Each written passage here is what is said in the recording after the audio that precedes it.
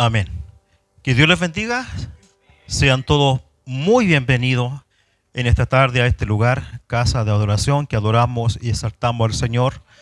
Que Dios bendiga a los hermanos que vienen representando a nuestro pastor Esteban Tolosa. Que Dios les bendiga en gran manera. Dios bendiga también a nuestro pastor Félix. También viene acompañado junto a sus hermanos. Que Dios les bendiga. Y a nuestro pastor Luis, que Dios le bendiga mucho. Bienvenido, pastor, también junto a sus hermanos que le acompañan. Y a todos ustedes, que Dios les bendiga en gran manera. Están en su casa. Hoy día es algo distinto, no es como un servicio, ¿ya? Es como algo muy especial para que podamos aprender de la palabra del Señor, que es tan importante de poder aprender y poder así hacer la voluntad que al Señor le agrada. Amén. Les invito a colgarse en pie para que demos inicio y estemos orando delante de nuestro Señor. Le damos inicio en el nombre de nuestro Señor Jesucristo. Oramos. Padre Todopoderoso, soberano Rey, en esta tarde, Señor, damos gloria, honra y alabanza a usted, Señor. Usted es nuestro Dios, nuestro Rey, nuestro único Salvador, Jesucristo. Damos gracias, Señor. Estamos en este lugar tal como somos. Señor, no podemos ocultarle nada, Señor, porque usted todo lo sabe. Queremos en esta tarde, Señor, estar en un mismo sentir, en el mismo pensar. Señor, poder aprender de su palabra, que es tan necesario, para poder así, Señor, edificarnos, poder crecer y así, Señor, hacer su voluntad. Usted, Señor, es nuestro invitado de honor. Y que en esta tarde, Señor, su presencia los acompañe. Señor eterno, damos gracias y damos inicio, Señor, a este momento especial, Señor, que vamos a vivir todos juntos.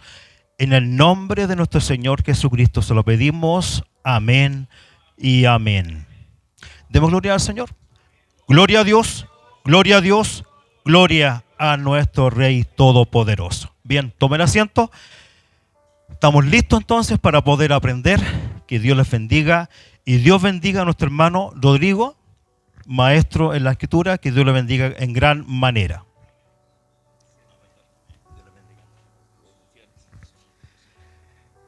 Dios bendiga sus vidas, mis hermanos.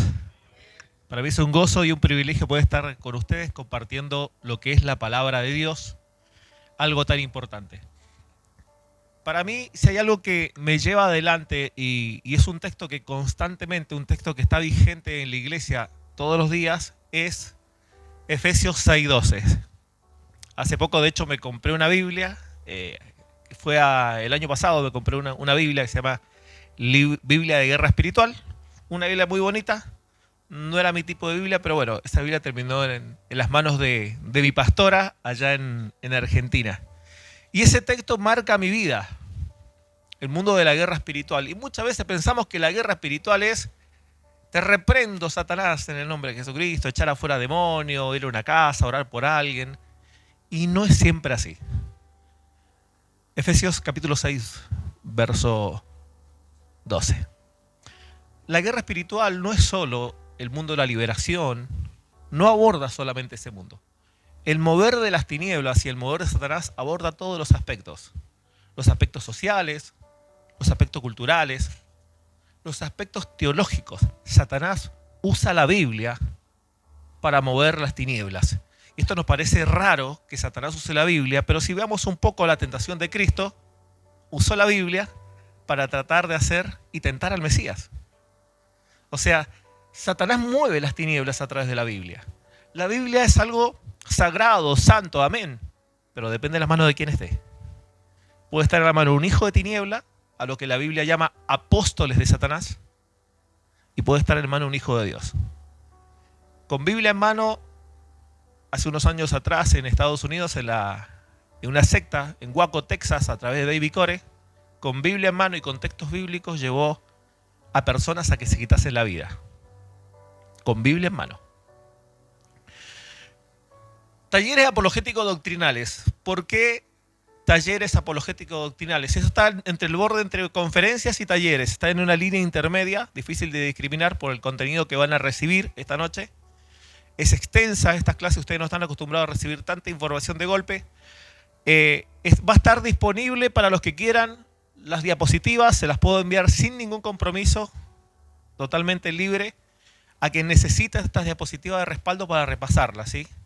La grabación va a quedar subida en la plataforma, pueden ustedes verla en Facebook, y si alguien, no sé si están grabando el audio, faltaría eso nada más, pero va a estar en YouTube, así que pueden bajarlo tranquilamente, para que tengan de respaldo todo lo que se va a hablar y se va a decir, porque es mucha información. Y a veces ocurre algo, cuando nosotros descubrimos una idea, esa idea queda en nuestra mente, pero yo sigo hablando. Mientras ustedes quedan escuchando la idea y se pierden parte de lo que digo. Después sigo hablando, doy otra verdad que estuvo relacionada a aquella parte que ustedes se quedaron pensando, entendiendo o descubriendo por la palabra. Por eso es importante que lo que van a escuchar del 100%, si es que van a retener el 20%, si tienen buena memoria y hábitos de escuchar charlas así tan extensas. Tal vez los promedios se queden entre el 5 y el 10%. Por eso es importante que escuchen otra vez y si quieren las diapositivas la van a tener de respaldo.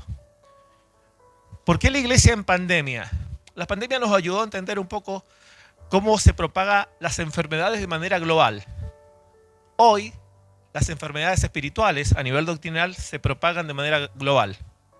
Tal vez la pandemia era por medio aéreo, la pandemia espiritual es por medios tecnológicos.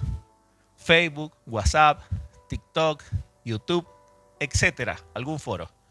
La herejía que se dice al otro lado del mundo, a la semana la tenemos en Estados Unidos y a la semana en el sur de Chile y a la semana del otro lado en Rusia, con un par de clics. O sea, hoy, si la gente no está preparada, no está fuerte en la doctrina y claro en la verdad de la fe, se van a terminar intoxicando con las ideas que hoy tenemos polulando y dando vuelta por las redes sociales.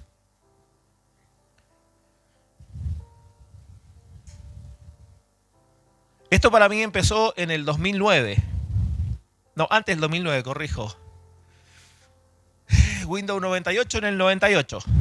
En el 98, en ese proceso, yo me empecé a dar cuenta que las redes sociales iban a cambiar todo. En aquel tiempo estaba Hotmail y habían pocos foros. Yo soy un dinosaurio de la tecnología y me di cuenta de que esto, cuando llegara la era de la globalización tecnológica, iba a llegar a todas partes. Y se hizo patente en el 2009-2010. El 2010, con las primeras redes sociales, con las primeras bases de Facebook, con YouTube y WhatsApp, se hizo global las ideas. Antes, por ejemplo, yo me crié en Argentina, soy chileno criado en Argentina, chileno mal criado en Argentina, y me di cuenta que habían determinadas comunidades que ocurrían cosas raras en la fe, que nadie se enteraba. Hoy ya no, hoy con una camarita, la rareza de una congregación se hace ideas para mucha gente. Es decir, qué bueno, qué interesante eso. Amén, sin tener un filtro. Para los que no me conocen, mi nombre es Rodrigo Holguín, soy maestro en las Escrituras, evangelista y apologista. El trabajo de apología es defender la fe y los principios de las verdades bíblicas. Esto creo que está un poco chiquitito en la pantalla, vamos a agrandarlo. Soy exateo hasta más o menos los 23 años. El 3 de marzo del 2003 el Señor me llama acá en Chile, estando de vacaciones en Rancagua, me llama a la fe. Y entendí de que el Dios que hablaban los cristianos era real. Ateo sincretista, el que no sabe, el ateísmo tiene una gama muy amplia de ideas y principios. El ateo sincretista no cree en el Dios de la Biblia, pero cree en extraterrestres, ovnis y alguna especie de forma divina que anda dando vuelta por ahí haciendo cosas. A los 21 años el Señor me llama.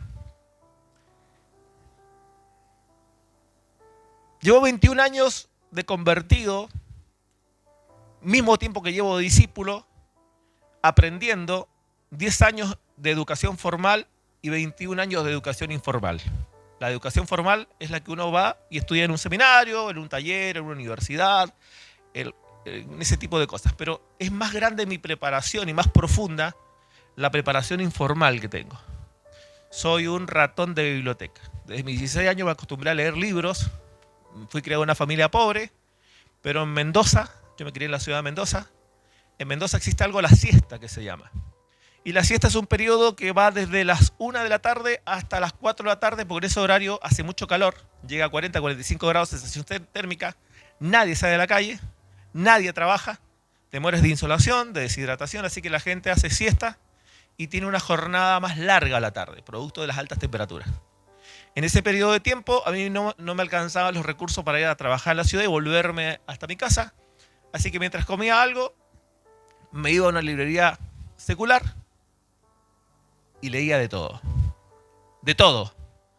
Obviamente no leía novelas de ficción y ese tipo de cosas que eran aburridas, ¿no? Pero leía de todo, para que tengan idea. De ahí viene un poco la formación atea, entre el libro de ciencias, creencias y demás. Me creé con la idea que los sacerdotes leían de todo. Bueno, si un sacerdote lee de todo, entre el libro de esoterismo, ¿cómo no? Más lo va a hacer alguien que quiere tener un poco de cultura y formación. Llevo 19 años trabajando como evangelista. Mi trabajo de evangelista tiene más tiempo que el trabajo de maestro. 18 años de maestro, 15 años en el trabajo apologético. Desde mi conversión siempre hablé con todas las religiones, porque bueno, ateo desconfiado, hablaba con testigos de Jehová, adventistas, mormones, con los católicos, de familia católica, madre catequista, hablando con la denominación donde empecé a reunirme por cuestiones de amistades y relaciones que tenía, pero siempre hablé con todas las denominaciones y fe.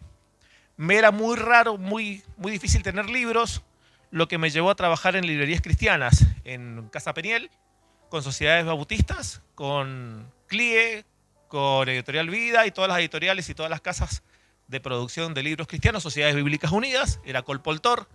El trabajo de Colpoltor era distribuir libros a las iglesias para que se prepararan. Curiosamente me di cuenta que la gente en la fe no le gusta estudiar, pero sí les gustaba escuchar música. Se vendían muchas cosas de música o muchas cosas de testimonio, pero libros de formación y preparación, si es que algunos pastores compraban en aquellos tiempos. Pero les encantaba escuchar mucha música, pero les costaba estudiar. De ahí me di cuenta que la iglesia tenía un problema. Eso me llevó a leer demasiado, a prepararme y a informarme, y me di cuenta que con este libro, que nosotros amamos y queremos mucho, existen muchas diferencias y la iglesia todavía está en un proceso de descubrir y entender lo que ella dice. El día de hoy, usted va a escuchar cosas que no va a entender de principio, pero durante el proceso de las charlas le van a hacer sentido y las va a poder comprender. Lo que le voy a pedir es que primero las entienda y que después se tome el tiempo de criticarlas. Porque si hace el proceso durante la charla no lo va a entender lo que se le va a explicar.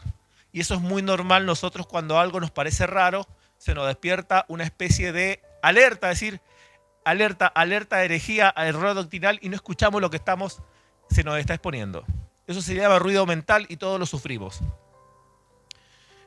Dentro de los talleres apologéticos abordo varios temas. El tema judaizante, el tema de la reforma, el tema de los sectarismos de los testigos de Jehová, el tema de los problemas teístas que han existido sobre la iglesia, formación doctrinal, abordo tema de nuevas sectas y nuevas religiones que van naciendo, apologías ateístas, cómo refutar a los ateos, es mi trabajo exateo, sé de lo que hablan, así que hay mucho trabajo que la iglesia necesita y hay muchas cosas que la iglesia debe cambiar. El tema judaizante es un tema que va en boga y va en crecimiento. Este tema empezó en el 2013. En el 2013 yo me di cuenta que había una nueva corriente que estaba dando un paso más allá de los adventistas. Para que tengan idea, los judaizantes clásicos que nosotros vamos a conocer y los más antiguos son los adventistas, la iglesia sabática del séptimo día. Tienen un patrón muy particular, ellos tienen los 10 mandamientos como base y con un énfasis en el día de reposo. Hubieron a haber unos movimientos, el primero de los nazarenos, y empezó a cambiar esto poco a poco. De los nazarenos pasaron a los judaizantes, a los mesiánicos, judíos mesiánicos. De los judíos mesiánicos saltaron a los raíces hebreas, que es en la actualidad. De estas ramas se dividen muchas subdivisiones y creencias, que el énfasis de esto es la Torá y la ley. Tengo un estudio que se llama 7 niveles de judaizantes. La iglesia está en uno de ellos. Texto base, Gálatas capítulo 4, verso 14. 2.14, disculpen. El contexto de este pasaje, Pablo está escribiendo a la iglesia de Galacia y les recuerda una discusión que tuvo con el apóstol Pedro, y Pedro estaba haciendo algo indebido, arrastrando también a Bernabé en el grupo. Y le dice: pero cuando vi que no andaban rectamente conforme a la verdad del evangelio, dije a Pedro delante de todos: si tú, siendo judío, vive como gentil y no como judío, ¿por qué obligas a los gentiles a judaizar? La palabra judaizante nace de este versículo y el término se apoya en este texto.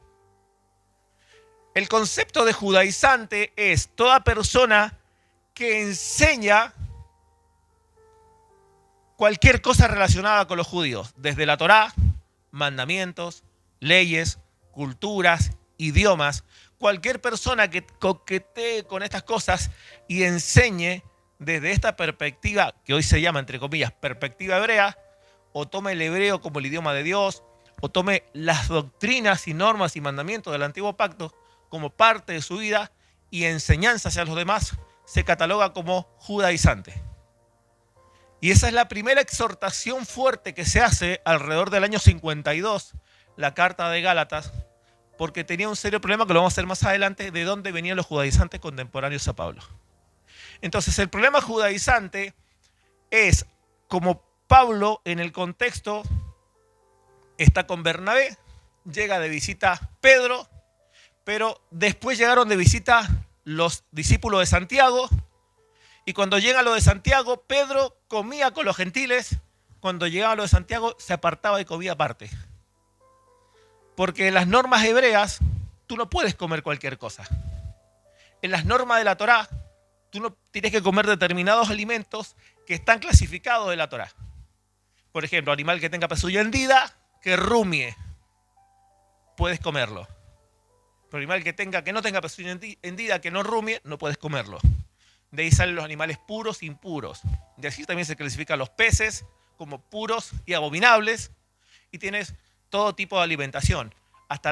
Te norma hasta los insectos que puedes comer.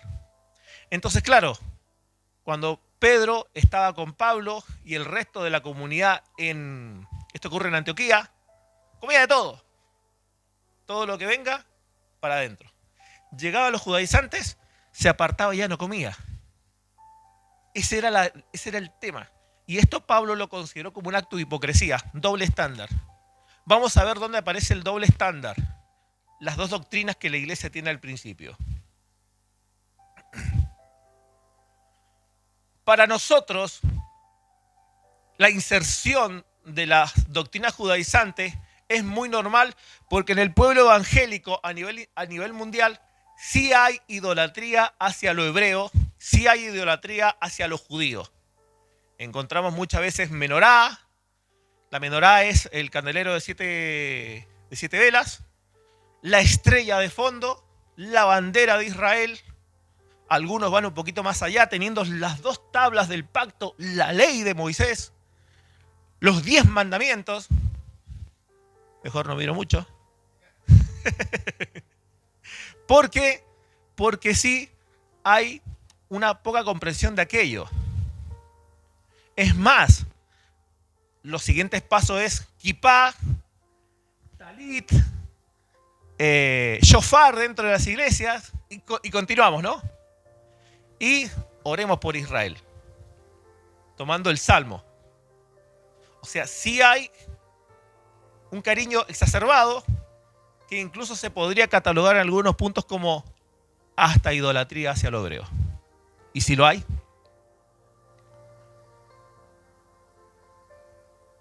En toda comunidad las ideas judaizantes se han establecido. Los referentes son los que tienen ahí arriba: Michael Ruff, Javier Palacios, el de la hecha de no sé quién es, y otro de Emuná, Emanuel, no sé cuánto, nombres hebreos. Ninguno de ellos son judíos, pero todos se creen judíos. mexicano, centroamericano, norteamericano, y el de allá, no sé, alguna cosa de Centroamérica por ahí debe ser. Pero todos son hebreos, ¿eh? Hoy, por arte de Dios, todos son hebreos, todos son judíos, todos. Y esta gente está haciendo proselitismo doctrinal. Tienen variantes doctrinales entre ellos, de fondo, pero la base es la misma, Torá, ley, y la cúspide o la cereza de la torta es reposo, Shabbat, que mal llamado los adventistas le dicen el sábado. No existe el sábado en la Biblia, ¿eh?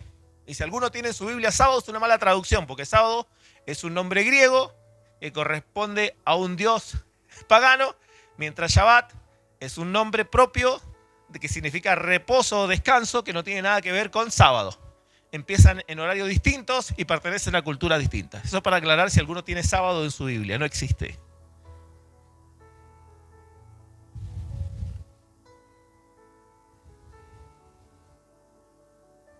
Para entender esto hay que entender la historia de cómo se desarrolla la historia de la iglesia.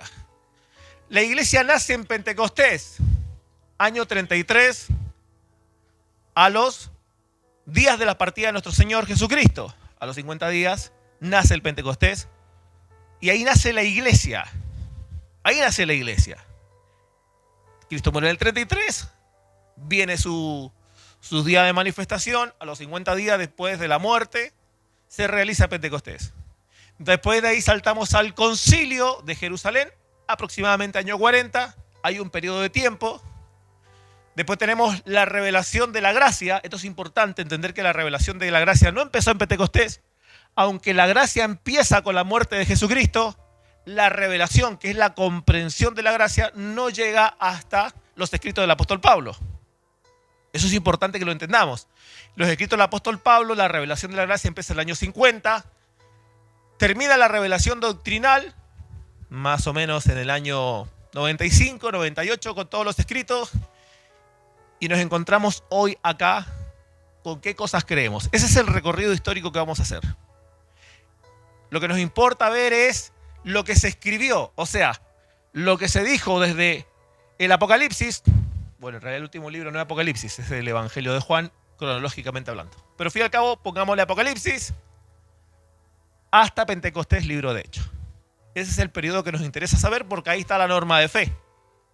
No en los concilios históricos, no en algún teólogo, no en algún libro, no en lo que haga mayoritariamente alguna religión, denominación o lo que sea. No importa, es lo que dice la Escritura.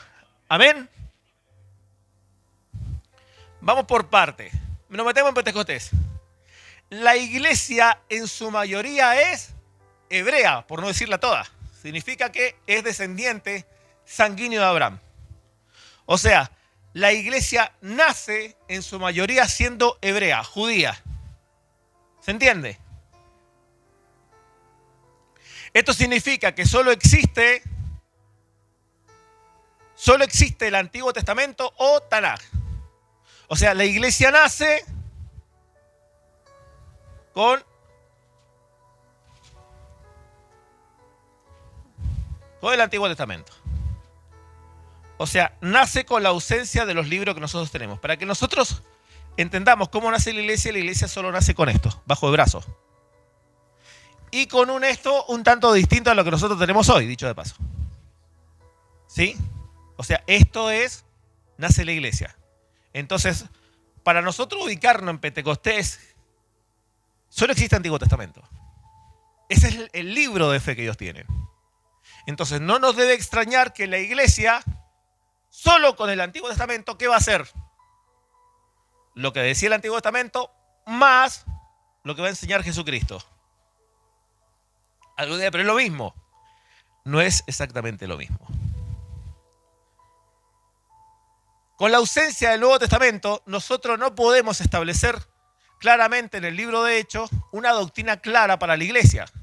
Entonces, cuando nosotros leemos los primeros evangelios más el libro de Hechos, tenemos que ir discerniendo si corresponde a un contexto que carece del Antiguo Testamento y con la carencia del apóstol Pablo, porque el apóstol Pablo no nació con la iglesia, fue después que se convierte. Entonces hay un proceso de transición.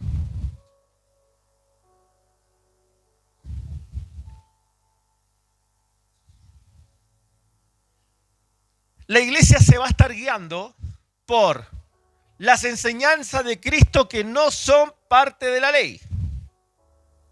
Sermón del Monte, palabras de Cristo. Oíste que fue dicho, Tanaj, mas yo ahora os digo, ley de Cristo. Marquen esa palabra, ley de Cristo. B, la iglesia se va a guiar por la ley. Estamos hablando de la iglesia de Hechos Pentecostés. Ojo. ¿Por qué? Y la evidencia de lo que digo es que ellos siguieron guardando reposo, Shabbat. Amén. La iglesia siguió circuncidándose. La iglesia siguió entrando al templo. Porque en ningún momento Cristo les dijo, hey, yo soy el cordero que termina el sacrificio de todos los corderos. ¿Le dijo eso Cristo a los apóstoles? No. Eso no llega hasta Pablo. Y no se confirma hasta Hebreo. Hebreo año 70. O sea, quiero que entendamos la situación de la iglesia. Hoy ocurre en nuestro Pentecostés acá. Digamos que nosotros somos esa iglesia. No tenemos un Nuevo Testamento. No tenemos Pablo. Cristo acaba de subir a los cielos. Tenemos solamente el Antiguo Testamento. Y tenemos los dichos de Cristo. Esto sí se llama tradición oral de lo que Cristo dijo, no lo que Cristo escribió. Cristo no escribió nada. Mateo 28, 19, id y haced discípulos a todas las naciones, bautizándolos en el nombre del Padre, Hijo y Espíritu Santo, enseñándoles todas las cosas que escribí. No dice eso. Enseñándoles lo que dijo Moisés. Tampoco dijo eso. Enseñándole todo lo que os es mandado. Por lo tanto, eso no es solo ley, sino que es lo que Cristo dijo. La obra del Espíritu Santo va a ser crucial. Él vendrá y les dirá todo lo que yo no les he dicho porque no lo pueden sobrellevar. Imagínense a Jesucristo diciéndole, ven el templo, ven el libro de Moisés. Es revelación de Dios, ¿no? Eso no lo van a seguir haciendo. Sería raro un Mesías que te diga que no vas a seguir guardando la ley de Dios. Sería raro, ¿no?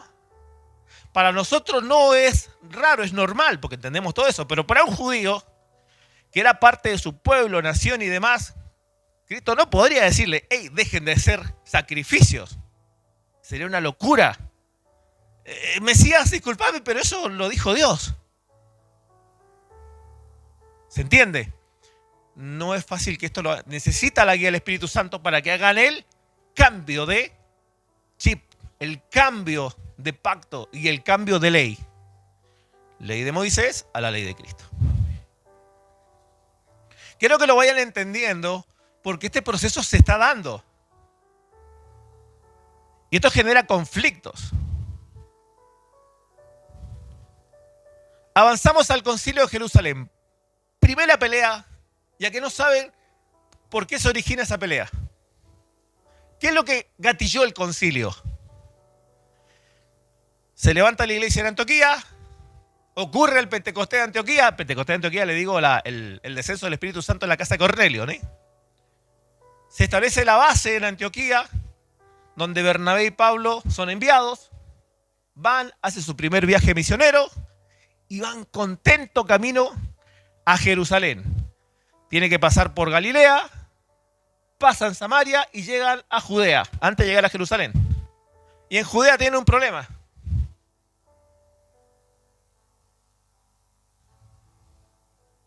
Antes de Pentecostés, antes de la casa de Cornelio, Hechos 8, sale la fe del grupo judío y se extiende a los samaritanos. Los samaritanos son una cuestión rara en la Biblia, porque no se consideran netamente gentiles, pero tampoco son hebreos, ni judíos. Entonces los samaritanos es un pedazo de tierra entre Galilea y Jerusalén, que ellos lo ocupaban, pero ellos habían tenido una especie de acuerdo con Dios para que Dios los deje de matar. Recuerda que cuando se ocurre la primera diáspora, son sacados Israel del norte, la división, y se colocan los samaritanos. Morían, llevan un levita, esto lo van a encontrar en el libro de los Reyes, llevan el levita, hacen una especie de ritual y pudieron ocupar y vivir tranquilos en esas tierras. Es como que habían hecho como un casi acuerdo con Dios, pseudo pacto con Dios. Entonces los hebreos se llevan mal con los samaritanos, pero no son considerados tácitamente gentiles. No hay problema con el ingreso de samaritanos a la fe. Es más, fueron hasta allá. Eso lo tienen que marcar. Ingresan los gentiles en Hechos 10. En Hechos 10 llega Pedro, el evangelio a los primeros gentiles, siendo la casa de Cornelio, se convierte, desciende el Espíritu Santo y se queda varios días allí. Gentiles. Y en esos varios días, ¿qué hizo? Tomar agua y comer. Los gentiles no cocinan kosher. Las normas del kosher son exclusivas. ¿Qué le dice Dios con relación a la comida? Una visión. En la visión le dice, corta, mata y come. Yo eso no he comido, la ley me lo prohíbe. Yo no llames impuro. Esto aplica en dos sentidos. En primer lugar, el ingreso del evangelio sobre los gentiles. Y en segundo lugar, que él va a estar varios días ahí. Vámonos a las escrituras para confirmar lo que estoy diciendo.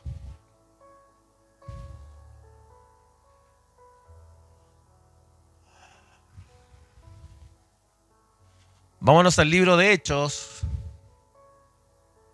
en el último versículo del capítulo 10 después de la conversión. Hebreo, gracias hermano. Hechos 10. Se convierten, desciende el Espíritu Santo, se bautizan, entonces le rogaron que se quedase por algunos días. El mínimo plural son 2. El mínimo plural son 2. Pueden ser hasta 3, 4, 5, hasta una semana. Algunos días, mínimo son 2. Por lo tanto, tenemos a un Pedro comiendo en casa de gentiles y el problema no es que pases el día con los gentiles. El problema es que terminas comiendo comida de gentil. Y si esa comida no pasó por todo el proceso, desde su faenamiento hasta su trato y su preparación, en cualquiera de los procesos, por más que comieses vacuno, puede ser inmundo. Eso no se lo voy a explicar ahora, pero en términos sencillos, si yo soy un gentil, que estoy en la carnicería y pongo acá el cerdo y acá pongo el vacuno, estar en el ambiente ya lo hace inmundo. Si estuviera en dos piezas distintas, dos carnicerías distintas, y el que transportó ese vacuno tocó una caja de cerdo y después tocó el vacuno es inmundo. ¿Se entiende, no? El rigor para el tema, la única manera que tú puedes comer kosher es que compres en una carnicería hebrea, que haya sido faenada por hebreos, siendo tú hebreo, y que fue preparada y se mantuvo por hebreos todo el proceso. Kosher, hasta lo último. Si no, no puedes. La discusión se arma en el capítulo 11 y la discusión es ¿por qué has entrado en casa de hombre circunciso y has comido con ellos? ¿Por qué era el escándalo? Comiste allá.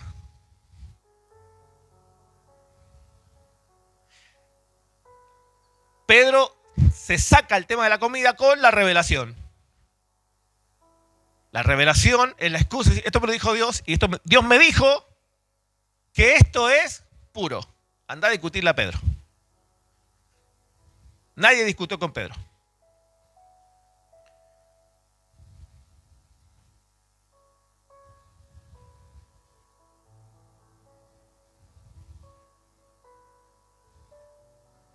Ingresan los gentiles. La iglesia seguía con un doble estándar. En Hechos capítulo 14, volvamos al regreso del trabajo evangelístico, llegan a Judea, y allá en Judea, cuando se convertían los gentiles, porque ya, de la casa de Cornelio se hizo norma predicarle a los gentiles, se predicaba a los gentiles, venía el gentil masculino, ¿y qué le hacían? Circuncisión. Y Pablo, en el año 40, dice, esto está mal. Aquí hay algo raro. El concilio se pudo haber dado entre el año 40 y 45, fecha aproximada. Y esta discusión hizo que se diera la doctrina del doble estándar. La iglesia nunca tuvo la misma doctrina en los primeros años. Tuvo una doctrina judía y cambió la doctrina para gentiles y para judíos. Lo vamos a ver acá, en Hechos 15.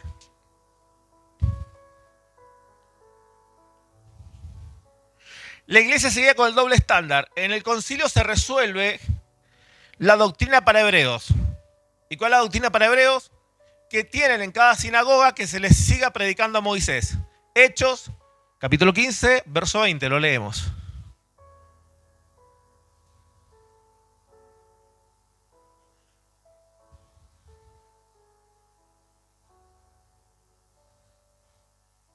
Porque Moisés, desde tiempos antiguos, tiene en cada ciudad que los predique en las sinagogas, donde es leído cada día de reposo. ¿Quiénes son los que guardan reposo?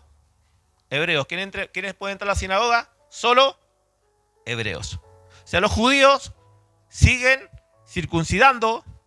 Entre judíos que se predicaban, siguen guardando diezmos, primicias, templo, sacrificios. Todo eso se siguió haciendo. Judíos, Tanaj, más creer en Cristo. Las comunidades, hasta este concilio, se juntaban entre judíos creyentes y judíos no creyentes en el mismo templo. No son mal mirados los judíos que creían en Cristo. Había una disensión, hubieron prohibiciones, siguieron predicando, pero los gentiles no iban al templo. Los gentiles se resuelve que no se les imponga la ley, porque en la discusión es que ninguno de sus padres guardó ley y ellos sabían que por ley no eran justificados. Entonces, se ordena que a los gentiles no se les escriba que se aparten de las contaminaciones de ídolos, fornicación. O sea, solamente a ellos se le ponen 4 mandatos. De toda la Torá, o sea, de todo el Antiguo Testamento, quiero que entiendan, ¿cuántos mandatos pasaron? 4. A los gentiles. Más lo que leíamos recién. Las enseñanzas de Jesucristo. Así se guiaba la iglesia.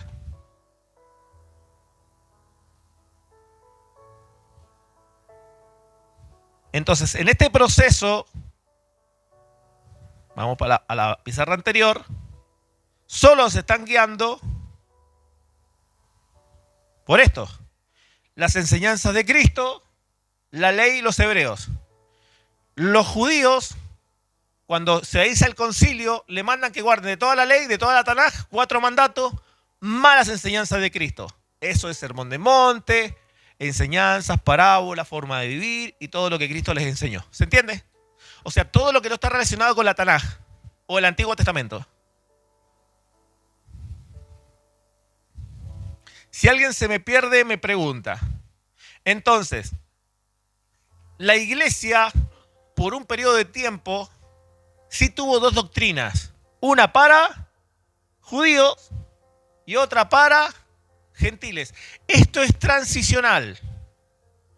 Pues como les dije, imaginamos que es el pueblo chileno el Señor que eligió de las diferentes... ¿cómo se llama? Estamos divididos por regiones. De cada región el Señor eligió para colocar su cetro en la 5ª región. Y somos todos chilenos. Pero ahora al chileno le están prohibiendo las empanadas del 18. Raro, ¿no? Es peor para un judío. La Torá norma su forma de conducta, vida, lo que come, lo que viste, su fiesta, sus tradiciones, su cultura, todo. O sea, a un hebreo, decirle que no va a haber más Torá en el tiempo es una locura.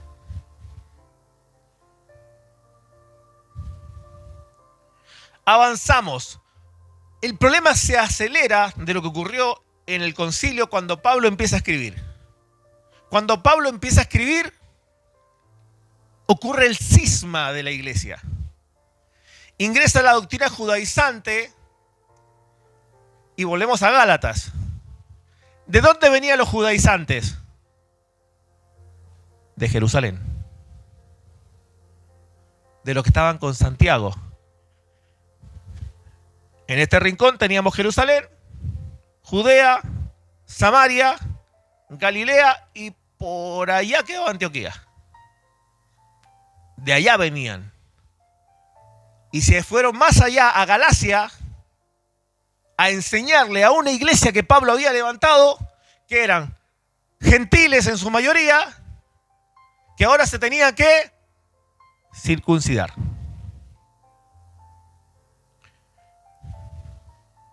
Tenían sentido eso. O sea, no era raro que enseñaban eso si lo único que había era Tanaj. Ok, los gentiles son parte del pacto, los judíos tenemos ordenanza de circuncisión, ellos son agregados al mismo pacto, ergo, circuncisión, era lógico. Lo que pasa es que los judíos no entendían y no comprendían que el nuevo pacto no solo era un pacto distinto, sino que la ley iba a ser distinta. Es más, los judíos les costó entender y la iglesia de hoy aún no lo entiende. Lo vamos a ver. Ingresan los judaizantes a la iglesia. ¿De dónde? De Jerusalén. Pablo escribe en el año 47, más o menos, Gálatas, el texto. Y recuerda la discusión que tuvo con Pedro, disculpen. Esta discusión acentuó el problema. Se escribe la primera carta a Romanos, Gálatas y Corintios. Las tres cartas tienen un objetivo antijudaizante. Las tres cartas. Ahí están escritos el ABC antijudaizante. Pablo no levanta nada, no se sabe cómo llegó la iglesia a Roma. Probablemente, esta es una tesis mía, se lo digo de manera personal. Probablemente haya sido Junias y el compañero de Junias, Andrónico, probablemente ellos llevaron la iglesia allá, una mujer y un hombre, establecieron la iglesia en Roma ya que son mencionados en el contexto. Parientes anteriores a Pablo, que entregaron el evangelio. Independientemente de quién llevó el evangelio a Roma, se les da ordenadamente, que es la carta a Romanos, procesos de comprensión y entender que no estamos bajo la ley. Pasajes como, por ejemplo, Romanos capítulo 2 y 3, Romanos capítulo 7, y explica el tema de los judíos y gentiles, Romanos 9, 10 y 11. Ahí está sintetizado. Entonces, en esta carta, Pablo es una carta antijudaizante, Romanos. Gálatas también es un texto antijudaizante con peligro de condenación. Vámonos, bueno, lo vamos a ver más adelante, no me voy a atrasar. Lo vamos a ver más adelante, textos que son de amenazas de condenación. O sea, guardar la ley para Pablo era motivo de desligarte de Cristo y caer de la gracia, lo veremos más adelante.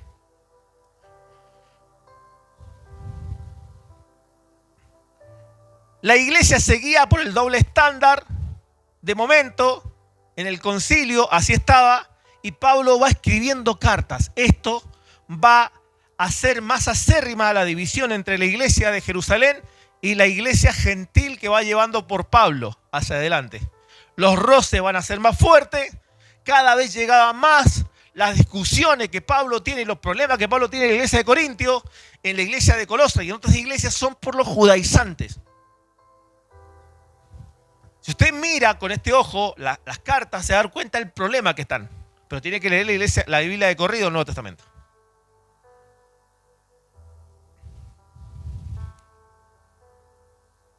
Culmina la revelación y tenemos una cronología de escritura. La vemos. Carta del Concilio, año 40, la leímos recién. Hechos 15. El primer escrito después del último profeta, lo primero que se escribe, que va a ser parte del Nuevo Testamento, es la carta del concilio, que se reparten a todas las iglesias. La norma del doble estándar.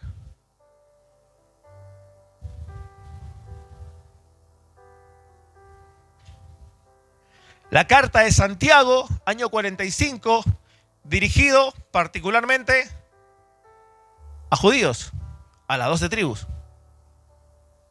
Ellos se estaban olvidando de qué, de las obras y la necesidad de tener obras a creyentes que llevaban tiempo. Más o menos alrededor de, será 12, 13 años de iglesia que llevaban esta gente. Pablo escribe entre el 50 y el 60, algunos llegan hasta el 65, no es relevante la fecha, y se escriben la mayor parte de textos que hacen las cartas del apóstol Pablo. Las cartas de libertad, carta de prisión, segunda prisión y las cartas pastorales.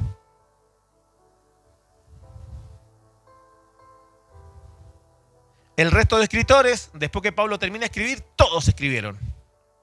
Pero escribieron en condiciones particulares. Fuera la carta de Santiago, escribieron en un periodo de persecución. Vamos a ver por qué se genera esa persecución.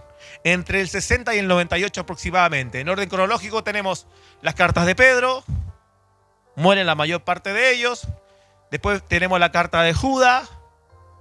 Y para el año 70, la carta de Hebreos. Y después los escritos de Juan entre el año 90 a 98 más o menos. Ahí termina el periodo de revelación.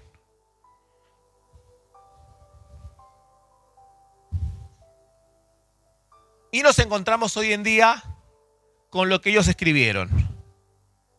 Una iglesia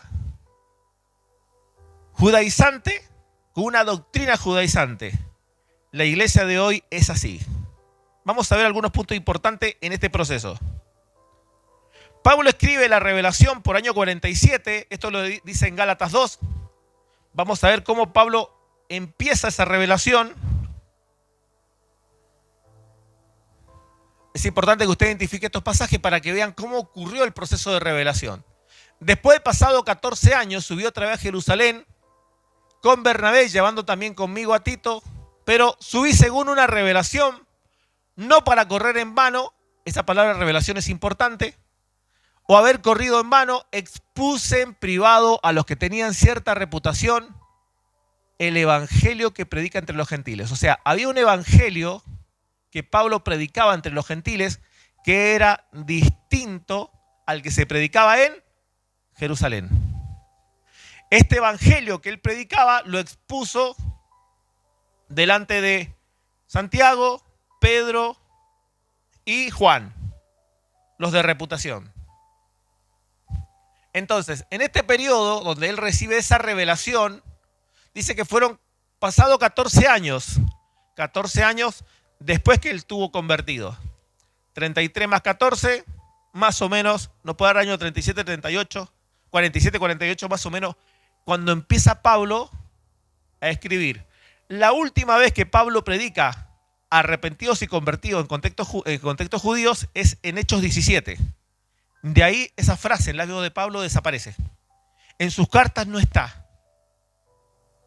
Él entiende porque que Dios le revelara a Pablo el evangelio de la gracia cuando Pablo empieza a escribir son cerca del año 50. Pablo no escribía nada de esto antes. La discusión que tuvo en el año 40 era por la circuncisión. ¿Por qué? Porque esta deducción nace producto de la misma Torá. La Torá no obligaba de alguna manera a circuncidar a todos los judíos. No tenía sentido. Pero cuando Pablo recibe la revelación, la cuestión cambia. Y la revelación de Pablo va a traer problemas a la iglesia en aquel tiempo. En sus primeras cartas, las que recién vimos, aborda el tema judaizante. La iglesia seguía con el doble estándar, según Hechos 15.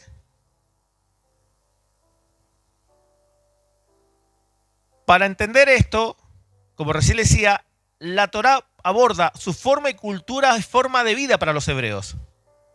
No se comprendió la acción del nuevo pacto. Que los hebreos entendieran cómo operaba el nuevo pacto no fue una revelación que todos la entendieron. Hubo gente que no la comprendió.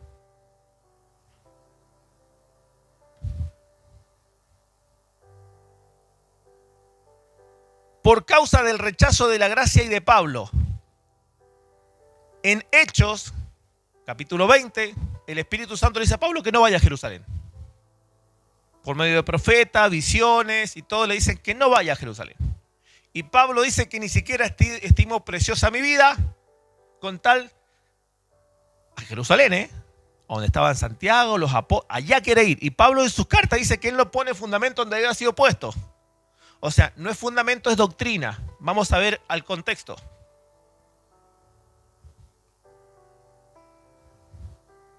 Esto lo vamos a encontrar en Hechos, capítulo 20.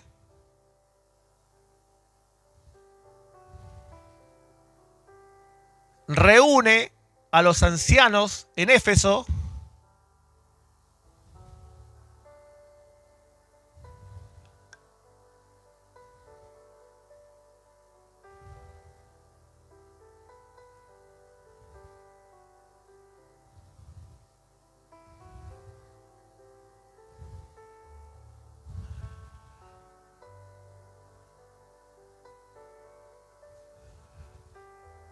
$35. ¿Dónde está? Creo que me pasé el 25, creo que era. Acá está.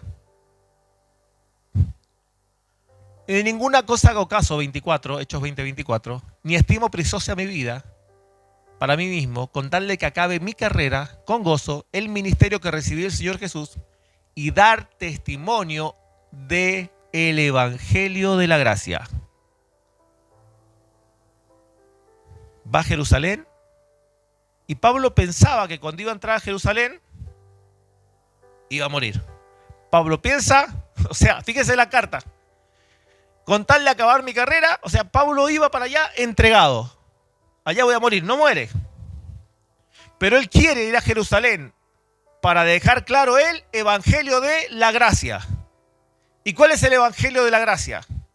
Romanos, que no somos justificados por las obras de la ley, sino por la fe en Cristo Jesús. Cartas de Pablo. Eso implicaba que cuando Pablo predicaba en los lugares gentiles, si eran judíos y si eran gentiles, a todos, decir, ya no estamos bajo la ley. No estamos bajo la ley. Se le levanta una acusación. Esta acusación la vamos a ver en el capítulo 21.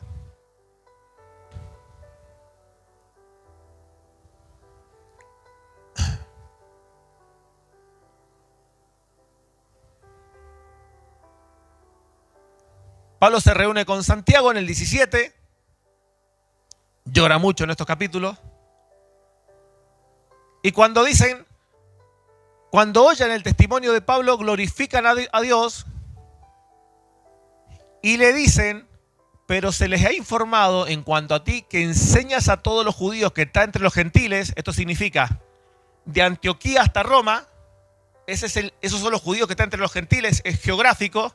Le dice, les enseñas a todos los judíos que están entre los gentiles a apostatar de Moisés, diciendo que no hay que circuncidar a sus hijos ni observar las costumbres. ¿Dónde estaba la circuncisión puesta? ¿En qué libro?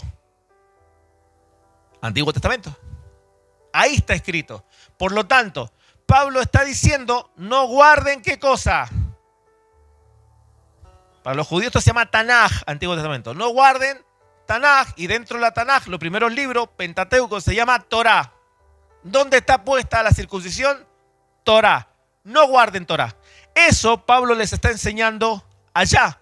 Evidencia de lo que digo, bueno, Gálatas 5:3. Otra vez testifico a todo hombre que se circuncida, le está hablando a todos por iguales, judíos y gentiles, que están obligados a guardar toda la ley. De Cristo se desligan, de la gracia cae. Circuncisión. Si un judío que acaba de tener su hijo, circuncida a su hijo, ¿qué implica? Que tiene que guardar la ley. Y no solo eso, sino que cae de la gracia y se desliga de Cristo. Sí, Pablo está enseñando eso. No solo lo enseña, sino en el capítulo 3, vuelve a insistir en el verso 10 y 11. Porque todo lo que dependen de las obras de la ley están bajo maldición. ¿A qué ley se refiere? Antiguo Testamento, Tanaj, Torá. A eso se está refiriendo. Algunos debe estar pensando en las cosas que por ahí guardamos en la iglesia o enseñamos. Ya vamos a llegar a aquello. Por lo tanto, los escritos de Pablo generan una división. A Pablo consideran que el máximo enemigo de los judíos ya no era Jesucristo, que había resucitado, ya no eran los apóstoles que hablaban de Cristo, era Pablo, porque Pablo estaba enseñando, ¿qué cosa? El Evangelio de gracia, que es distinto a la doctrina de la ley del Antiguo Pacto. Entonces era enemigo a derribar y a matar. Los judíos le dicen, mira, rápate, haz un sacrificio para que vean que tú andas, que esto es mentira. O sea, desmiente esto. Pablo utiliza su estrategia. ¿Cuál es la estrategia de Pablo? ¿Cuál es la estrategia de Pablo con relación a los judíos? Primera carta a los Corintios, en el capítulo 9, en el verso 20 en adelante. Me he hecho a los judíos como judíos para ganar a los judíos. Pablo, ¿qué quiere? Ganarse a los judíos. Que en Jerusalén dejen de guardar la ley. ¿Pero cómo lo hace? A los que están sujetos a la ley. ¿Y Pablo qué dice? Aunque yo no estoy sujeto a la ley. ¿Cómo sujeto a la ley? O sea, voy a ser como si estuviese sujeto a la ley para ganarme a los hermanos hebreos de Jerusalén. ¿Para qué? Para predicarles el Evangelio de la gracia. ¿Amén? Esa es una estrategia de Pablo. No es que Pablo está guardando ley y nunca dejó guardar ley, falso. Pablo está utilizando esta estrategia.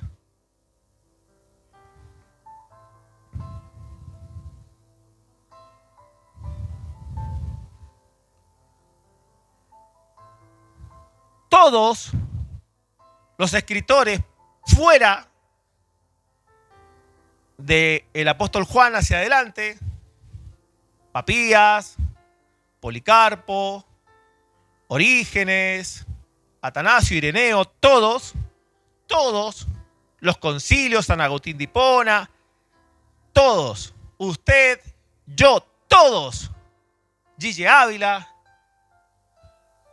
Juan Calvino, Sproul, o quien a usted más le guste, todos son cuestionables, todos.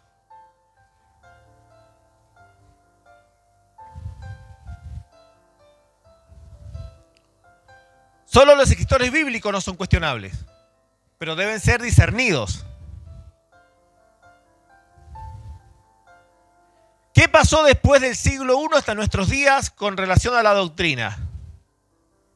Tenemos una doctrina judaizante por ignorancia. Hermanos, nosotros en la iglesia cristiana somos judaizantes por ignorancia. ¿A qué me refiero? Muchas veces resolvemos temas doctrinales ¿con qué cosa? ¿O no? Pastor, ¿me puedo hacer un tatuaje? Levítico 17. ¿O no? ¿O no? Por poner un ejemplo, ¿no? En el periodo apostólico, que es un periodo verde, todo bien, dedo para arriba. ¿Qué significa? Están verdes, están aprobados. Para el periodo patrístico, padre de la iglesia, ya la cuestión se puso rara. Y se puso rara por lo siguiente. Hay una mezcla de ideas en el periodo patrístico. Clemente Alejandría dice que la filosofía griega no debía ser desechada. Por otro lado, Atanasio y Tertuliano decían que eso no debería ser... Atanasio decía que no. Eso no debería ser puesto a nosotros. Orígenes también, Papías también, que son discípulos en línea directa del apóstol Juan. Era lo que se había escrito. Pero para Clemente de Alejandría decía, no, esas cosas no deberían desecharse, y empiezan a una mezcla de ideas. Dignas en estas ideas, hasta lo largo del tiempo, la ley ritual está abrogada, la ley moral está vigente. Estas ideas yo las he escuchado en seminarios, universidades, instituciones de la Reforma y los católicos. La ley moral, la ley ritual está abrogada y la ley moral está vigente. Y utiliza mal Mateo 5:17. Vámonos al texto. No dice eso Mateo 5:17. Mateo 5:17 dice otra cosa muy distinta. Acá donde a ustedes se les va a volver raro lo que van a escuchar, pero tienen que tomarse el tiempo hasta que lleguemos al punto. No penséis que he venido para abrogar la ley o los profetas. No he venido a abrogar, sino a cumplir. Pregunta, ¿Cristo abrogó la ley según el pasaje? ¿Lo abrogó? No. Él vino a cumplirla, no a abrogarla. Y pareciera que ahora me estoy contradiciendo. ¿O no? Hermano Rodrigo, pónganse de acuerdo. ¿Está o no está vigente la ley? Según Pablo, dije que no. Pero según Cristo dice que sí. Ya vamos para allá, tranquilos. No se pongan nerviosos.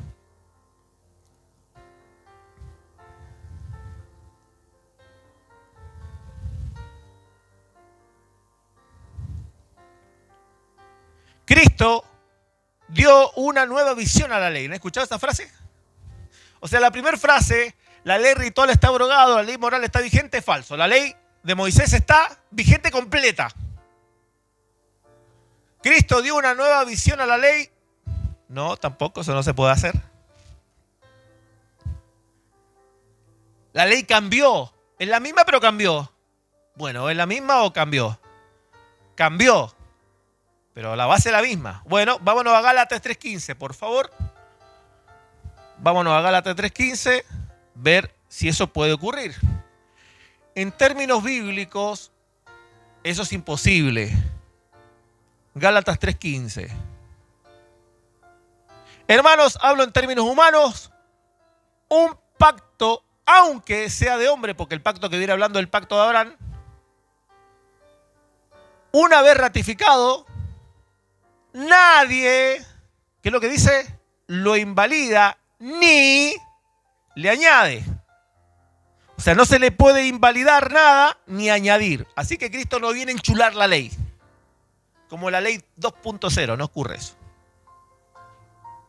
Es la única ley como está escrita y punto. No hay un cambio de ley. No hay una modificación ni un perfeccionamiento. No, eso no puede ocurrir. Vamos al periodo apostólico. ¿Cuánto llevamos de tiempo, mi hermano? 1 hora. Hacemos un pequeño break porque acá esto se va a poner muy fuerte en tema. Hacemos una pausa tomando algo y continuamos. 10 minutos. Ok, continúo con esto. En el periodo apostólico, ¿qué es lo que ocurre? Primero, Pablo... Disculpe, me fui para otro lado. Dice, Pablo revela a Jesucristo y la gracia.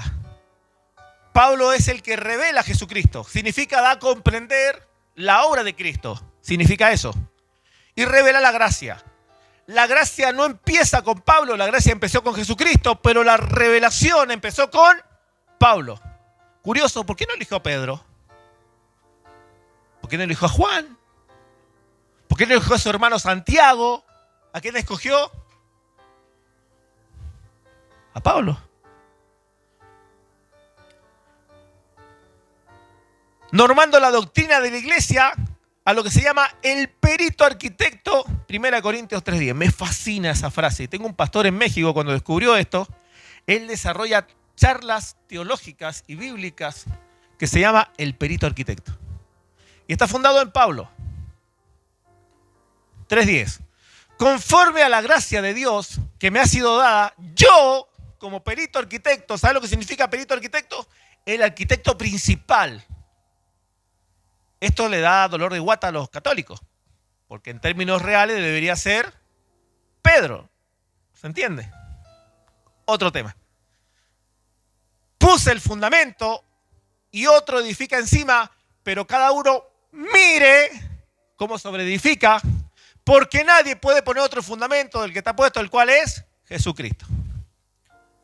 Entonces, nosotros en términos doctrinales, no en términos proféticos, doctrinales, que significa lo que hacemos, trabajamos sobre la base que Pablo puso.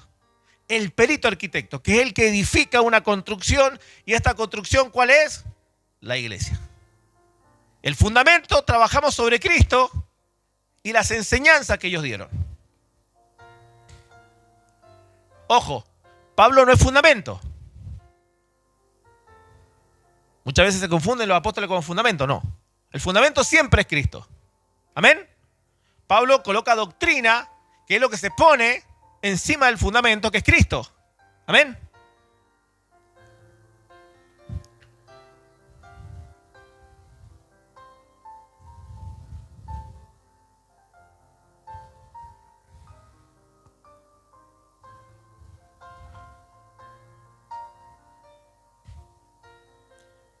Entonces, jerarquía doctrinal. Pablo, perito arquitecto, punto número 1. Punto número 2, el resto de escritos bíblicos después de Pablo y antes de Pablo. ¿Quiénes son los que están después de Pablo? Pedro, está Judas, está el escritor de Hebreo que no sabemos quién es, y Juan. Y los que están antes de Pablo. El único escritor que está antes de Pablo es Santiago. No hay más. Entonces, todos nos apoyamos en lo que dijo Pablo. Y de ahí partimos la base teológica doctrinal de la iglesia. Lo que hacemos y creemos. El libro de Hechos, bajo la lupa de Pablo. O sea, miro Hechos, pero bajo el prisma de Pablo. No puedo mirar Hechos por sí mismo. ¿Por qué? Porque Hechos tiene la transición. Judíos guardando Torá. Judíos obligando a gentiles a guardar Torá. Y finalmente tenemos a gentiles viniendo libres de parte de la Torá. Entonces hay que ver lo que Pablo dice para entender Hechos. Los evangelios bajo la siguiente regla. Los dichos del Señor que no están en relación de la Torá. Sermón del Monte y todo lo que Cristo enseñó, que no es discusión de la ley y Antiguo Testamento. ¿Ven? Bajo la lupa de Pablo, siempre. El resto de escritura bajo las reglas hermenéuticas previamente dichas. Perito arquitecto, resto de apóstoles, dichos de Cristo sin Torá. O sea, todo se analiza así. ¿Amén? Y esta es la lupa y la regla que vamos a analizar toda la historia hasta el día de hoy. ¿Amén? ¿Tienen listo algo? Porque yo sé que a esta hora les da sueño, cansancio, vienen cansados, así que voy a comer algo, voy a hacer un break y continuamos enseguida. ¿Amén? Amén. A servirse algo, hermanos. De ahí continuamos para que hagan una pausa, porque esto es mucha información y recién vamos por la mitad más o menos de lo que nos falta ver. ¿Amén? A los que están en línea, les decimos que vamos a hacer una breve pausa y continuamos enseguida con la exposición.